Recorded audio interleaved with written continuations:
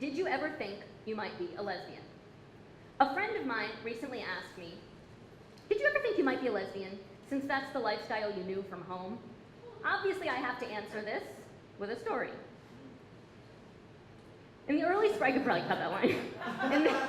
In the early spring of junior year of college, I was still a virgin, and a very busy one at that. I could not for the life of me figure out how to court and bag a male while rehearsing for shows and pretending to read for class. My lingering virginity was a time management issue above all else. All my male friends were gay and Southern, and struggling with their own sexual crises. So they were off the market. The one guy I was really into, who was certifiably heterosexual, told me that he was flying to Mississippi to surprise his ex-girlfriend with a marriage proposal, so that was a bummer. While rehearsing a terrific contemporary one-act play about domestic violence in a Rhode Island suburb, incidentally the only real acting I've ever been trusted to do, I befriended the totally marvelous Lucy. She was one of the only young lesbians I'd ever met. Because I grew up hanging out with my lesbian parents and their lesbian friends, I came of age thinking all lesbians were in their 50s, had traveled a lot in Cuba, sang folk songs about labor movements, and wore incredibly, almost ostentatiously comfortable shoes. Meeting Lucy answered the question, were old lesbians ever young at one time? Lucy wore no makeup except for a fabulous shade of lipstick, sometimes red, sometimes a mocha color. She wore low-heeled leather boots and clothing made of nice fabric when everyone else was showing up to acting class in pajama bottoms.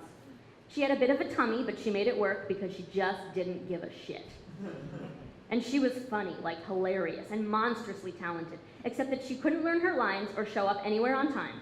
She was inconsistent, unemployable, well-traveled, and awesome. During a break from rehearsal, we sat outside the studio, and I told her some stuff, which I'll paraphrase as follows. You're like the only lesbian I've ever met under the age of 50, I told her. Really? She asked. Yeah, I'm straight. I mean, I feel straight, but I'm still a virgin. Would you ever hook up with me just for fun if I'm telling you from the outset that I'm straight? And at this point, she turned to me, creating a dramatic tension in our friendship that I can only explain like this.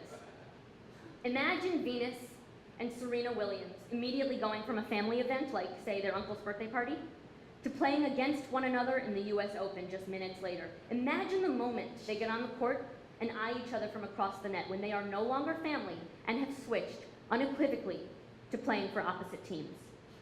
That's how Lucy was looking at me now. And this is what she said to my pathetically half-assed proposition. You want to have sex with a woman? You want a pussy in your mouth? It's hot and it smells and it's sticky and filthy and it drips from your lips and you love it. Because that is what it is to make love to a woman, okay? Okay, I said, shaking my head to indicate that no, I didn't want those things. By May, with the domestic violence show finished and finals behind me, I had acquired a boyfriend. Interestingly enough, that relationship started with the same question. I told him that I was 20 and tired of being a virgin and asked if we could at least hook up. He quibbled for a tense 3 seconds and then accepted my proposal. We were together off and on for a year and a half. As for Lucy, I harbor only delight toward her and her honesty. I spoke plainly, and so did she.